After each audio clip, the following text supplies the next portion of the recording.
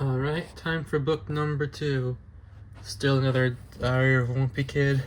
Looks like we'll have that going on for a few episodes now. Let's see, let's get this one out. Move SpongeBob out of the way. Cabin Fever, the light blue one, book number 6. Greg Heffley is in big trouble. School property has been damaged, and Greg is the prime suspect. What did he do to this school? But the crazy thing is, he's innocent, or at least, sort of. The authorities are closing in, but when a surprise blizzard hits, the Heffley family is trapped indoors. Greg knows that when the snow melts, he's going to have to face the music, but how could any punishment be worse than being stuck inside with your family for the holidays? Alright. Hope you don't hear the lawn mowing outside. Anyway, let's get started with book number 2 or book number 6, depending on how you want to look at it. Manny Heffley is the worst child ever. I took a little break between this book and my last book because I was working on a different video, which is up now on my main channel. This book is around Christmas time, obviously, and by the picture on the cover, you can probably guess what happens. Greg Heffley and his family, minus his dad, get locked up in their house. Their dad gets stuck at work during the snow-in, so he's free to spend the snow-in at a hotel. Something that happens is when they're all locked in, is Manny shuts off all of their power, except for the power in his room, so he can have all the heat and all the food to himself, and that's insane. I think that's worse than anything Greg will do in any of these books, but we'll get to Greg in a bit. This evil child.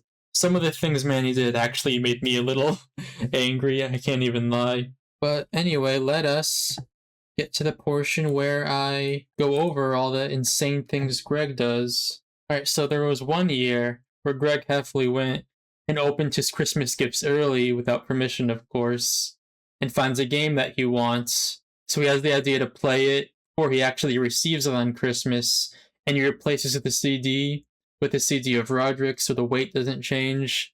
And when he forgets to switch it out, and his mom sees when he opens it on Christmas, he lets his mom yell at a poor GameStop employee for selling her an inappropriate CD. He makes a bet with Rowley that he would go out into the forest alone, and he doesn't do that. He goes around the house instead and makes himself seem like he got all beat up to scare Rowley into thinking he really did go out into the woods to win the bet. He charges $5 to shovel somebody's yard, but while he's shoveling their yard, it starts to snow, undoing his progress, and so he offers them to give him another $5 to shovel again, which of course he's rejected. And in his pursuit to shovel this lawn, he steals his grandmother's lawnmower and tries to mow the snow away, which of course breaks the lawnmower, so he puts it back in her garage without telling her, just hoping it fixes itself.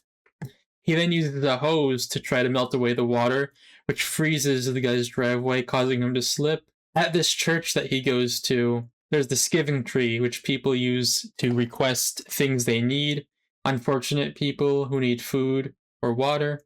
And he has the idea to give an anonymous request for him to get as much money as possible. And since he doesn't want it to be tracked back to him, he asks for it to be left in an unmarked letter underneath the recycling bin, like it's a drug deal, which is crazy. He gets a cramp during gym class in school, so he asks his coach if he could do his sit-ups as homework, and the coach agrees, but says he needs to show some kind of evidence. So what he does is he takes his mom's mascara and draws a six-pack on his stomach as the proof. Greg and Rowley try to open an arcade together, but they can't really afford arcade machines, so they make a person-operated Pac-Man machine with the plan to put Rowley inside of the machine and have him operate the ghosts. And when Rowley asks what happens if he has to pee, Greg gives him an empty soda bottle. This one is crazy. He makes up a fake newspaper and adds a fake Q&A section, and one of them goes along the lines of, "Dear Greg, are you single?" from the ladies. And he replies with, "Why, yes, I am." God, what a freak he is.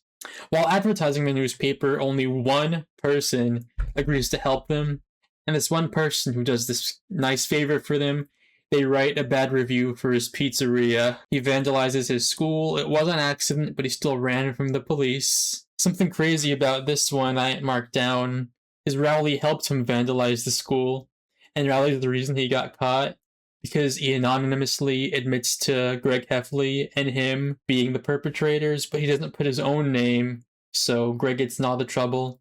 But rare Greg W, he does not rat out Rowley, so W friend there. While snowed in, his mom buys an exercise game, play on the console. He finds out you can use a controller to play the exercise game, and he gets all the high scores without really exercising, which causes his mom to overexert herself to try to beat the high scores, and he doesn't come clean. He gets mad at his father for not letting him take home a goat, because once he won a goat at a fair, and he was thinking he still had this goat, he could make milk for him for when they were snowed in and out of power and food, thanks to Manny. And he donates his family's food to the food drive because it's not the kind of food he likes. In this one, at first I think Greg was too crazy, but all of his psychopathic behaviors were backloaded into the book. God, the Heffley family is so messed up. One other thing that stuck with me is when Greg Heffley won the Student of the Week award and they get a cute little bumper sticker. And he wants to put it on his mom or dad's car, and his mom's car is already full of bumper stickers. And his dad, he just got a new sports car, which mom is not happy about. So in the end, Greg just gives the sticker to Manny, and Manny, the evil bastard that he is, he sticks it right on dad's new sports car. And in trying to scrape it off, Greg accidentally scraped some of the paint off. I marked that as a psychopathic behavior because it was just him trying to help. And in the end, Dad has to trade the car back to a family van, which he is not happy about, but Mom is very pleased with in the end. So it's just another footnote in the dysfunctional Heffley family. I'm not gonna lie, there was some parts in this book that made me kind of laugh. I think when I'm done with the Diary of a Wimpy Kid books, move on to more adult books, I'll start making notes just about the book in general, because besides the psychopathic stuff, I'm not sure what else to say about these quite yet. But yeah, there's my second book read in the Voidabooks series. I will see you guys next time if I don't give up on reading altogether soon.